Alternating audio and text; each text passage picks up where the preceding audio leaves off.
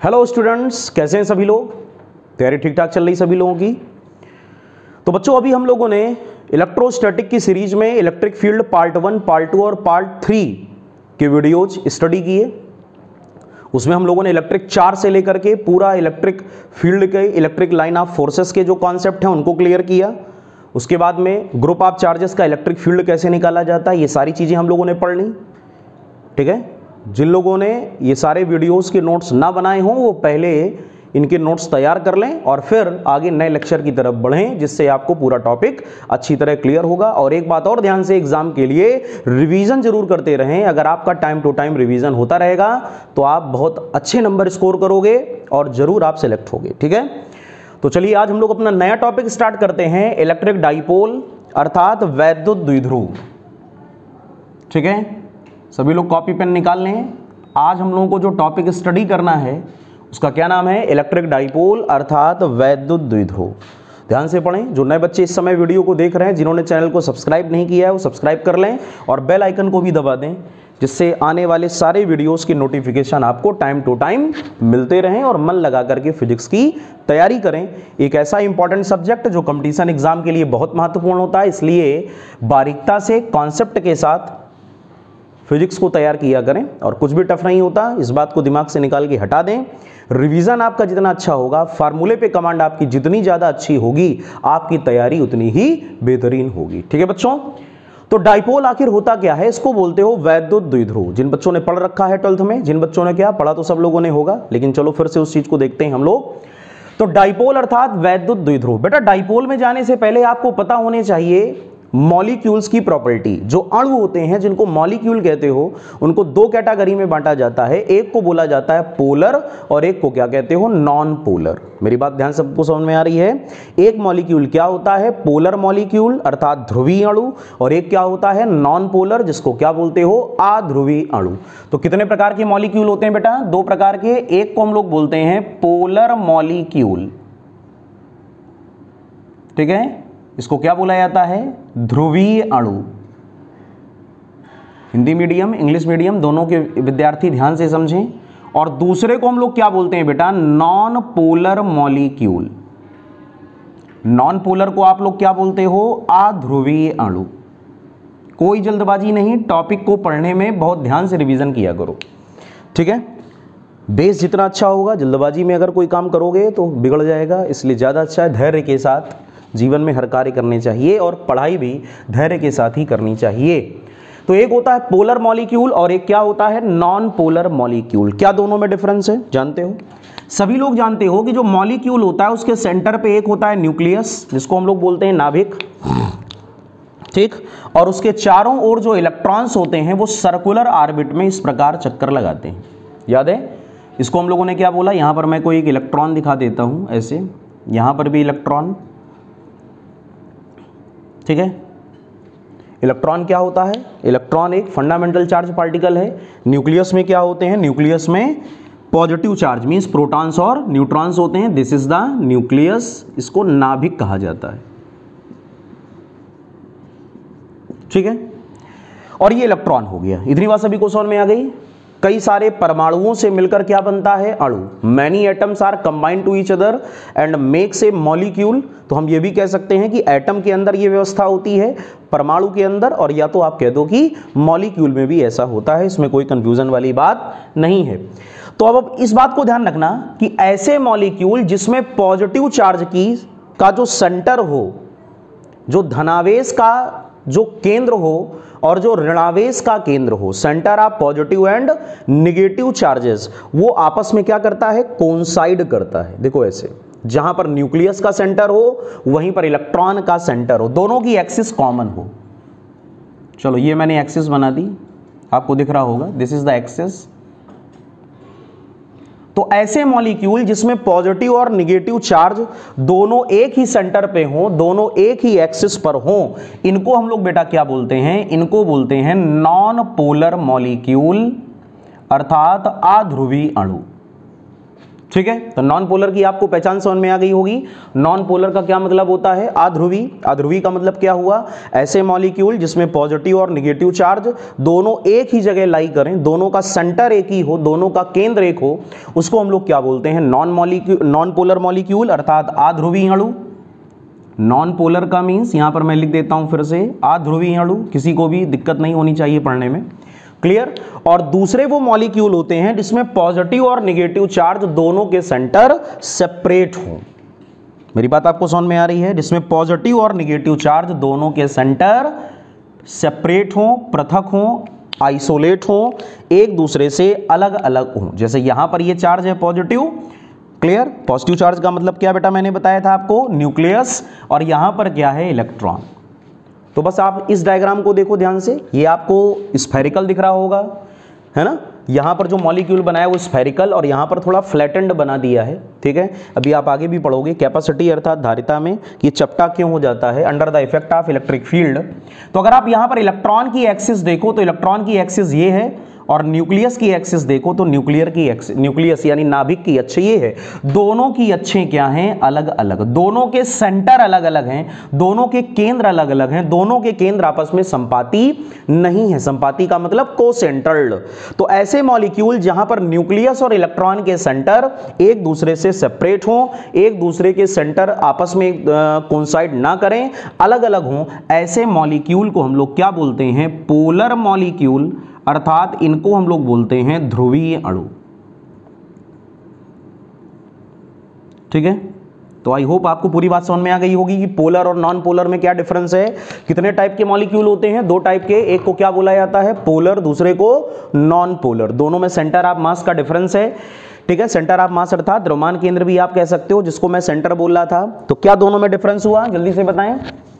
ऐसे अणु, those molecule जिसमें इलेक्ट्रॉन और नाभिक दोनों के केंद्र एक ही अक्ष पर होते हैं, in which centres of electron and nucleus lie on the same axis, उनको हम लोग क्या बोलते हैं? नॉन पोलर अर्थात अध्रुवीय।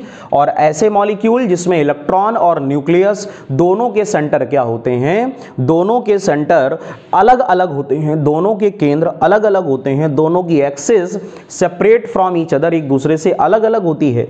ऐसे मॉलिक्यूल को हम लोग किस कैटेगरी में रखते हैं? पोलर। क्लियर हो गया? तो those molecules in which the centres of positive and negative charges, or you can say the centers of nucleus and electrons are common, they are known as non-polar, and those molecules in which centers of nucleus and electrons are separates, they are known as polar। Hindi में भी आपको समझ में आ गया होगा। ऐसे अणु जिनमें इलेक्ट्रॉन और नाभिक के केंद्र आपस में मिल जाएं, एक ही जगह पर हों, उनको अध्रुवी, और जहां पर दोनों के केंद्र अलग अलग हों, पृथक हों, सेपरेट हों, उनको क्या बोलते हो? पोलर। क्लियर? जहां कहीं पर भी कैटायन और एनायन बनते हैं, जैसे आप बात करो H2O, बेटा अगर आप H2O की बात करो तो H पॉजिटिव और OH आयन निगेटिव।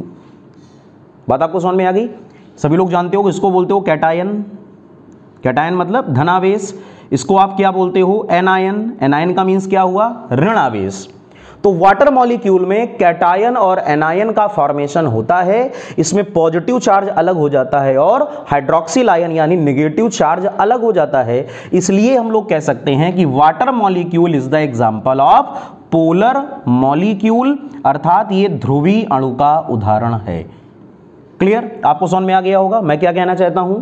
तो जो जल का जो अणु होता है वो किसका एग्जाम्पल होता है? बेटा वो ध्रुवीय अणु का उदाहरण है। कभी ऑब्जेक्टिव आ जाए तो आप इसको लिख करके आओगे। इसी प्रकार अगर हम लोग बात करें जैसे कि सोडियम क्लोराइड NaCl, तो आप इसकी भी अगर बात करो तो यहां पर भी Na पॉजिटिव और Cl आयन नेगेटिव हो जाता है। दैट मींस एक कैटायन और एक एनायन हो जाता है। सो NaCl is also the example of polar molecule. ये भी एक ध्रुवीय अणु का उदाहरण है। ठीक है, अब यहां से क्वेश्चन बनने लगे पेपर के। ऑब्जेक्टिव जो प्रॉब्लम्स आती हैं उनमें क्वेश्चन ऐसे बना देता है, पूछेगा आपसे कि कौन कौन पोलर और कौन नॉन पोलर है। तो दो एग्जांपल से आप पूरी बात समझ में आपको आ गई होगी, जहां पर पॉजिटिव चार्ज और निगेटिव चार्ज दोनों क्या हों? अलग अलग हों, दोनों एक दूसरे से सेपरेट हों, दोनों अलग अलग हों, कैटायन और एनायन दोनों सेपरेट हों, उनको हम लोग क्या बोलते हैं? पोलर। और जहां पर सेपरेट ना हो उनको हम लोग क्या बोलते हैं? Non polar. क्लियर? तो जो डाइपोल आप पढ़ते हो जिसको द्विध्रुव हम लोग कहते हैं, this is the example of polar molecule. बस सीधी सी बात आप याद कर लो, जिसको हम लोग बोलते हैं वैद्युत द्विध्रुव इलेक्ट्रिक डाइपोल। जो आप लोग पढ़ रहे हो, देखो जिन लोगों ने पढ़ रखा है बहुत अच्छी बात है, आप रिवीजन करें, लेकिन जो नए बच्चे जिन्होंने नहीं पढ़ा हुआ है, ठीक है, और उनका रिवीजन नहीं है, उनके लिए मैं हर एक बात को स्पष्ट रूप से क्लियर करके बताने का प्रयास अपने टॉपिक में करता हूं, जिससे आपको किसी प्रकार का कोई कंफ्यूजन ना हो, आपको ऐसा ही लगे जैसे हम क्लास में स्टडी कर रहे हैं। इसलिए हर चीज को वैसे ही सिंपल सरल भाषा में आपको समझाने का प्रयास करते हैं, और बाकी आपके ऊपर है कि आप उन चीजों को कैसे स्टडी करते हो। क्लियर? तो सारी बातें सभी को समझ में आ गई। हाँ, तो मैंने एक बात अभी आपसे क्या बोली कि जो भी इलेक्ट्रिक डाइपोल होता है जिसको वैद्युत द्विध्रुव कहते हो, वो हमेशा किसका एग्जाम्पल है? पोलर का। तो ये बात अपनी कॉपी में आप कहीं जरूर मेंशन कर लें कि वैद्युत द्विध्रुव ध्रुवीय अणु हैं, होते हैं। Clear? Electric dipole are the polar molecules. Electric dipoles are polar molecules. Polar non polar क्या है अभी मैंने ऊपर आपको क्लियर कर दिया है, और ये की पॉइंट बहुत इंपॉर्टेंट है कि डाइपोल होता क्या है, पोलर है कि नॉन पोलर। तो डाइपोल हमेशा क्या होते हैं? Dipole are the example of polar molecule. तो पूरी बात सभी को समझ में आ गई। तो कितने प्रकार के अणु होते हैं? दो प्रकार के, एक को क्या बोलते हो? पोलर, दूसरे को नॉन पोलर। एक को क्या बोला जाता है? ध्रुवीय अणु, और दूसरे को अध्रुवीय अणु। और वैद्युत द्विध्रुव किसके एग्जांपल हैं? वैद्युत द्विध्रुव means electric dipoles are the examples of polar. और क्या क्या एग्जांपल हैं? जैसे H2O, जैसे NaCl, जैसे KBr, जैसे KCl। जहां कहीं पर भी कैटायन और एनायन मॉलिक्यूल में बन जाएं, वो सारे किसके एग्जांपल हैं? They all are the examples of polar molecules and they all are the also known as electric dipole। Note कर लें सब लोग कॉपी में, डाइपोल और पोलर, इसको अपनी कॉपी में नोट कर लें। क्लियर हो गया बच्चों? तो हम लोगों ने सारी प्रॉपर्टी समझ ली कि पोलर और नॉन पोलर का डिफरेंस क्या है और किस प्रकार ये मॉलिक्यूल बनते हैं, और डाइपोल किसका एग्जाम्पल है। तो क्या हम लोगों ने पढ़ा? Electric dipole is the example of polar molecule. अब ये बात आई कि डाइपोल आखिर होता क्या है, इलेक्ट्रिक डाइपोल को हम लोग कैसे समझेंगे। तो जैसे बच्चों हम लोगों के पास कोई भी एक चार्ज है नेगेटिव, दैट मींस माइनस का Q, और दूसरा चार्ज सेम मैग्नीट्यूड का हम लोगों ने लिया प्लस का Q। दोनों के मैग्नीट्यूड आपस में कैसे हैं? इक्वल हैं तो दोनों Q चार्ज ना, बस एक नेगेटिव और एक पॉजिटिव। और ये दोनों चार्ज अगर एक दूसरे से स्मॉलर डिस्टेंस पर रखे जाएं, ध्यान से समझिएगा मेरी बात को, कोई भी दो चार्ज जो परिमाण में समान हो लेकिन प्रकृति में विपरीत हो, two equal but opposite charges, अगर ये एक दूसरे से स्मॉलर डिस्टेंस पर रखे जाएं और वो स्मॉलर डिस्टेंस हम लोग क्या लेट कर लेते हैं? 2l।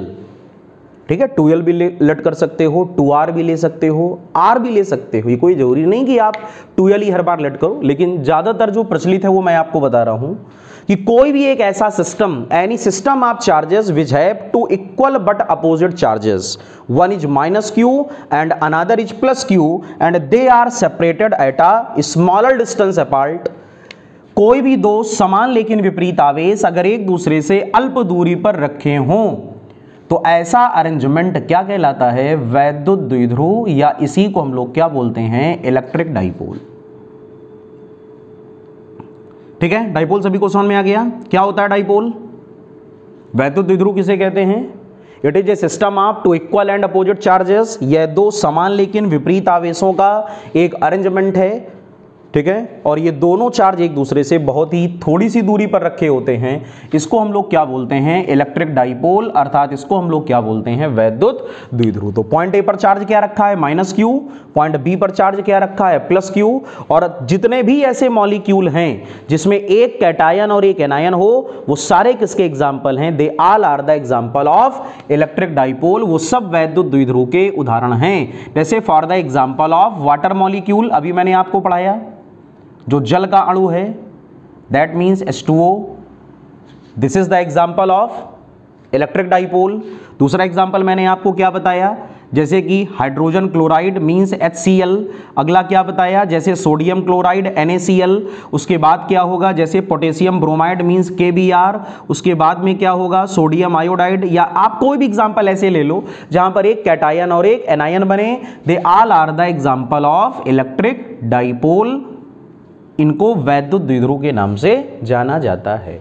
यहां तक की बात सबको समझ में आ गई कि डाइपोल क्या होता है। चलिए, तो डाइपोल क्या होता है, dipole is the system of two equal and opposite charges which are at smaller distance apart. दो समान लेकिन विपरीत आवेशों से मिलकर बना एक ऐसा निकाय जो एक दूसरे से बहुत थोड़ी सी दूरी पर रखे हों, उसको हम लोग क्या बोलते हैं, इलेक्ट्रिक डाइपोल बोलते हैं। ठीक है। अब जैसे हमारे पास कोई भी चार्ज माइनस क्यू और प्लस क्यू मैंने इस प्रकार रख दिया तो यह डाइपोल बन गया। अब ऐसा नहीं कि यहां पे प्लस का 2q हो तो यह डाइपोल नहीं होगा। होगा डाइपोल? नहीं होगा ना। डाइपोल के लिए आवश्यक शर्त क्या है, दोनों चार्जेस कैसे होने चाहिए, इक्वल मैग्नीट्यूड। लेकिन यहां पर क्या है 2q और यहां पर क्या है माइनस का q, भले ही अल्प दूरी पर हो, स्मॉलर डिस्टेंस पर, लेकिन यह डाइपोल का एग्जाम्पल नहीं है। हां, अगर मैं यहां पर भी कर दूं माइनस का 2q, ठीक, अब यह डाइपोल का एग्जाम्पल है। तो आई होप मैं जो समझाना चाहता हूं आप उस बात को समझ गए हो कि डाइपोल कैसे पहचानोगे। डाइपोल पहचानने का तरीका है कि दोनों चार्जेस कैसे होने चाहिए, सेम मैग्नीट्यूड के होने चाहिए, इनके बीच का सेपरेशन क्या है 2l, और इसको हम लोग क्या बोलते हैं, वैद्युत द्विध्रुव अर्थात इलेक्ट्रिक डाइपोल। चलिए आगे बढ़ते हैं। तो हर डाइपोल का बच्चों, एक जितने भी डाइपोल होते हैं उनका एक डाइपोल मोमेंट होता है जिनको हम लोग बोलते हैं इलेक्ट्रिक डाइपोल मोमेंट। ठीक है, अर्थात इनको बोला जाता है वैद्युत द्विध्रुव आघूर्ण। बहुत ध्यान से समझिए, इलेक्ट्रिक डाइपोल मोमेंट, और सभी लोग जानते हो it is represented by p vector. इसको p वेक्टर से रिप्रेजेंट करते हो और इसकी डायरेक्शन कहां होती है, इसकी डायरेक्शन होती है -q से +q। देखो डायग्राम में, यहां पर ये चार्ज कौन सा, नेगेटिव, और ये चार्ज कौन सा, पॉजिटिव। तो ये क्या है, डाइपोल मोमेंट। इसको क्या बोलोगे, p वेक्टर, और इसकी डायरेक्शन कहां पर है, -q से +q। और p वेक्टर होता क्या है, p vector is equal to q into 2l। वैद्युत द्विध्रुव आघूर्ण का सामान्य सूत्र क्या होता है, p बराबर 2ql। आप बोल सकते हो स्केलर में p is equal to 2ql, ऐसे भी लिखा जा सकता है। अब वेक्टर मैंने हटा दिया, या सामान्य सूत्र लिखोगे तो क्या बनेगा, p बराबर 2ql, p बराबर 2ql। तो यहां पर q को क्या बोलते हो, चार्ज, जिन चार्जेस से डाइपोल बना है, और 2l को क्या बोलते हो, दोनों चार्जेस के बीच की दूरी। ठीक है, तो एग्जाम के लिए बहुत इंपॉर्टेंट है। कोई क्वेश्चन है उसमें आपसे इलेक्ट्रिक डाइपोल मोमेंट निकालने को बोले तो आप फार्मूला क्या लगाओगे, p is equal to 2ql है, या p is equal to q into 2l। किसका किसका प्रोडक्ट, वैद्युत द्विध्रुव को बनाने वाले आवेशों में से किसी एक आवेश के परिमाण और दोनों आवेशों के बीच की दूरी का गुणनफल, the product of magnitude of any one charge of the dipole with the distance between two charges, उसको हम लोग क्या बोलते हैं, electric dipole moment. It is represented by p vector. पढ़ा होगा आप लोगों ने कई बार ऐसे एकेडमिक कोर्स में, 12th में आपको पूरी डिफिनीशन भी लिखवाई गई होगी। फिलहाल अभी आप कंपटीशन की तैयारी कर रहे हो, इसलिए इसको रिवाइज आप ऐसे कर लो जैसे मैंने आपको बताया। तो p इज इक्वल टू क्या होता है, 2ql, और p की डायरेक्शन बहुत इंपॉर्टेंट है, the direction of p vector is always -q से +q। p वेक्टर की डायरेक्शन का मींस दिशा, क्लियर, कहां पर होती है, -q से +q। तो इस बात को आप जरूर नोटिस कर लें कि p वेक्टर की डायरेक्शन कहां पर होती है, -q से +q। और p वेक्टर जो होता है, या जो p होता है जिसको डाइपोल मोमेंट कहते हो, इसकी यूनिट होती है coulomb metre. SI unit of p is coulomb metre and CDS unit is debye. तो कभी भी आपसे बोला जाए कि debye is the unit of, तो बहुत इंपॉर्टेंट है, debye is the CGS unit of electric dipole moment. Debye वैद्युत द्विध्रुव आघूर्ण का CDS मात्रक है, और SI मात्रक क्या होता है बेटा, कूलाम मीटर। तो SI unit is the coulomb metre and CDS unit is the debye. Clear हो गया, तो ये बातें सभी को समझ में आ गई। अच्छा, डायमेंशन फार्मूले की और हम लोग बात कर लें तो p की जो विमा होती है, p की जो डायमेंशन होती है वो होती है अटल। अटल। ठीक है, जैसे याद करना चाहो, फिलहाल तो मैंने ऐसे ही बोल दिया अटल, या ATL कह दो, क्लियर, कुछ भी बोल दो, लता बोल दो, LTA कर लो तो लता हो जाएगा, वैसे याद कर लो तो अटल हो गया, ATL। इसको बोलते हो P वेक्टर की डायमेंशन। क्लियर, तो सभी लोग नोट कर लें, इलेक्ट्रिक डाइपोल और electric dipole moment. Electric dipole moment को क्या बोला जाता है? वैद्युत द्विध्रुव आघूर्ण। इसको किससे रिप्रेजेंट करते हो? P से रिप्रेजेंट करते हो। इसकी डायमेंशन क्या होती है? इसकी डायमेंशन होती है ATL। इसकी डायरेक्शन क्या होती है? -q से +q। इसका फार्मूला क्या होता है? q × 2l। यहां पर 2l क्या है? दोनों चार्जेस के बीच की डिस्टेंस होती है, distance between two charges, distance between two charges. Clear. कभी कभार एग्जाम में क्या देता है कि what is the relationship between Debye and coulomb metre. SI unit जो कूलाम मीटर है और जो सीरीज यूनिट है, दोनों में क्या रिलेशन है, उसके कई ऑब्जेक्टिव आपको बता देता है कि what is the relationship between Debye and coulomb metre. तो डिबाई और कूलाम मीटर का रिलेशन क्या होता है? डिबाई और कूलाम मीटर का रिलेशन होता है 1 Debye is equal to 1/3 into 10⁻⁻29 coulomb metre. अपनी अपनी कॉपी में आप इसको जरूर नोट कर लें। एक डिबाई में कितने कूलाम मीटर होते हैं? एक डिबाई में 1/3 × 10⁻⁻29 कूलाम मीटर होते हैं। थोड़ा और नीचे लिख दें क्या? यहां नोट कर देता हूं, 1 Debye is equal to 1/3 into 10⁻⁻29 coulomb metre. ठीक है, तो एक डिबाई और कूलाम मीटर में जो रिलेशन होता है उसको भी आप जरूर तैयार कर लें। 1 Debye is equal to 1/3 into 10⁻⁻29 coulomb metre. लिख लें अपनी अपनी कॉपी में। तो P को बोला जाता है इलेक्ट्रिक डाइपोल मोमेंट, अर्थात इसको हम लोग क्या बोलते हैं? वैद्युत द्विध्रुव आघूर्ण। और इसकी डायरेक्शन हमेशा लर्न कर लेना, इसकी डायरेक्शन होती है -q से +q की ओर, और इसकी जो यूनिट होती है वो कूलाम मीटर। रब कर दूं, इसको नोट कर लिया सभी लोगों ने। और दूसरी इसकी जो यूनिट होती है उसको बेटा हम लोग क्या बोलते हैं? डिबाई। क्या बोलते हैं? डिबाई। क्लियर हो गया? चलिए, तो ये सारी बातें हम लोगों ने सीख ली। इलेक्ट्रिक डाइपोल में इलेक्ट्रिक डाइपोल पढ़ लिया, पोलर नॉन पोलर हो गया, उसके बाद में इलेक्ट्रिक डाइपोल मोमेंट हो गया जिसको वैद्युत द्विध्रुव आघूर्ण कहते हो, उसकी यूनिट हो गई, इसकी डायरेक्शन हो गई। अब जैसे मैंने आपसे एग्जांपल के तौर पे एक क्वेश्चन लिया, उसमें हम लोगों ने लिखा the distance between H and Cl ion in HCl molecule is 1.2 angstrom. Question आपको समझ में आ गया? हाइड्रोजन क्लोराइड अणु में हाइड्रोजन और क्लोराइड आयनों के बीच की दूरी 1.2 एंगस्ट्रॉम है। Then electric dipole moment of HCl molecule will be. Clear? सवाल आपको क्या कह रहा है? हाइड्रोजन क्लोराइड अणु में हाइड्रोजन और क्लोराइड आयनों के बीच की दूरी 1.2 एंगस्ट्रॉम है। तो क्वेश्चन ये कह रहा है कि इस अणु का वैद्युत द्विध्रुव आघूर्ण अर्थात इलेक्ट्रिक डाइपोल मोमेंट क्या होगा। कैसे निकालोगे इस चीज को? हमको क्या निकालना है? Electric dipole moment. ट्राई करें क्वेश्चन को खुद से। कर लिया क्वेश्चन बच्चों? जो भी आंसर आया हो कमेंट सेक्शन में लिखें। पूरा टॉपिक सभी को समझ में आ रहा है? कोई दिक्कत तो नहीं किसी को? चलिए, तो क्या आपसे उसने बोला हाइड्रोजन क्लोराइड HCl। अच्छा, HCl की प्रॉपर्टी जानते हो कि H पॉजिटिव और Cl नेगेटिव। ये बात सभी को समझ में आ गई। और ये दोनों के बीच का सेपरेशन दिया है। इसका मतलब हम लोगों को क्या दिया है बताओ? हमको दिया है 2l। दोनों आयनों के बीच की दूरी दी है ना 2l। कितना एंगस्ट्रॉम दिया है? 1.2 एंगस्ट्रॉम। एंगस्ट्रॉम को आप किसमें कन्वर्ट करोगे? मीटर में। 1.2 इंटू 10⁻⁻10 मीटर। क्लियर हो गया? और उसके बाद चार्ज क्या देखोगे? इसमें देखो चार्ज कैसा है? 1 पॉजिटिव। और क्लोराइड आयन पे चार्ज कैसा है? 1 negative. That means Q is equal to क्या होगा? 1.6 इंटू 10⁻⁻19 कूलाम। और आपको क्या निकालना है? Dipole moment. तो P is equal to Q into 2l।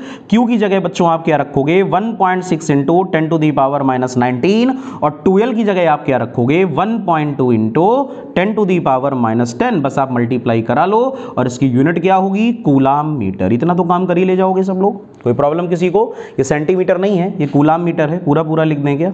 ये है कूलाम मीटर। मल्टीप्लाई कर लोगे, बोलो, तो जो भी आंसर आए उसको निकाल के अपनी कॉपी में नोटबुक में नोट कर लो।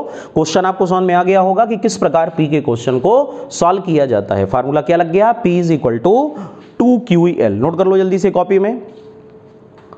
तैयारी आप लोगों की कैसी चल रही है कमेंट सेक्शन में जरूर लिखें। लेक्चर आपको समझ में आ रहा है कि नहीं आ रहा है ये भी आप जरूर लिखें, कमेंट करें।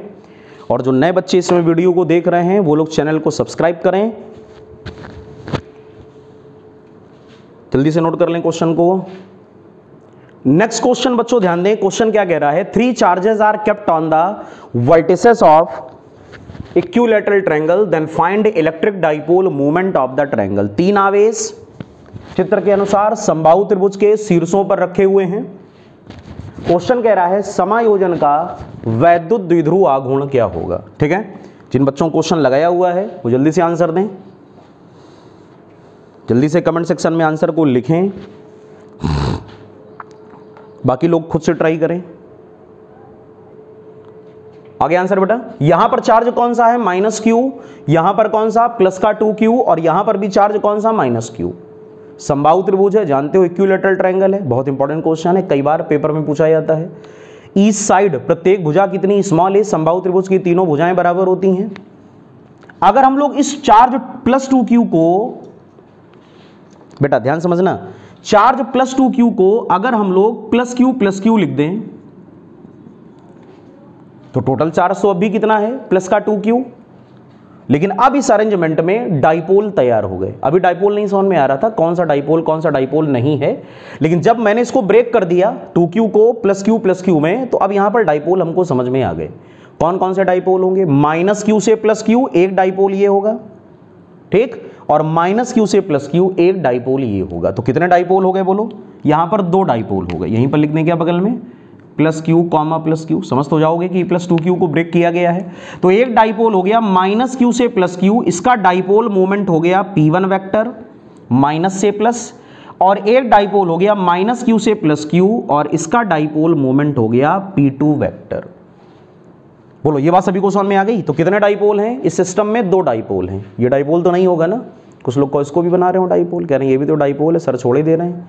नहीं बेटा ये डाइपोल नहीं है, डाइपोल के लिए एक चार्ज क्या होना चाहिए, नेगेटिव और एक पॉजिटिव। क्लियर हो गया, चलो ठीक है। समबाहु त्रिभुज में इक्विलैटरल ट्रायंगल में एंगल कितना होता है बोलो 60 डिग्री, प्रत्येक कोण 60 अंश होता है, तो ये भी एंगल कितना हुआ 60 हुआ। इतनी बात सभी को समझ में आ गई। अपोजिट एंगल है, दोनों आपस में अल्टरनेट एंगल बराबर होंगे 60 और 60। अब अच्छा ये बताओ जो P1 होगा इसका फार्मूला क्या होगा, P1 = q × 2l होता है। P1 किसका डाइपोल मूवमेंट है, -q + q का, तो बीच की दूरी कितनी है a, तो जहां लिखते हो q × 2l वहां पर क्या लिखोगे q × a। ये बात सभी को समझ में आ गई। इसी प्रकार अगर आप P2 की बात करोगे तो P2 बराबर भी होगा q × a। P1 P2 सभी को समझ में आ गया। दोनों के परिमाण आपस में कैसे हैं, इक्वल हैं।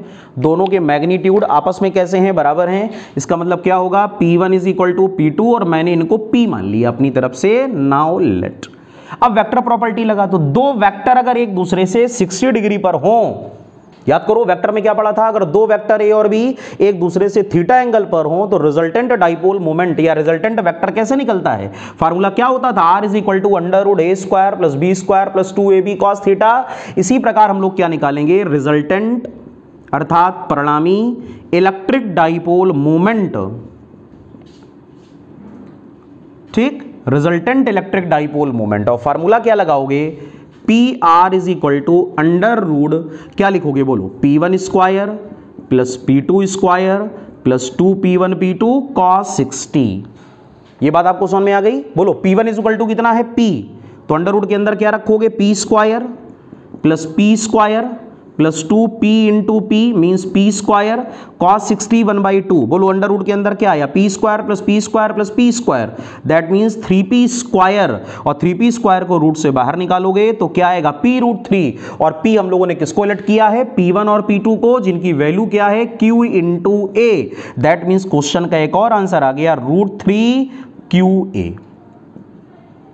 क्लियर, सभी को समझ में आया क्वेश्चन।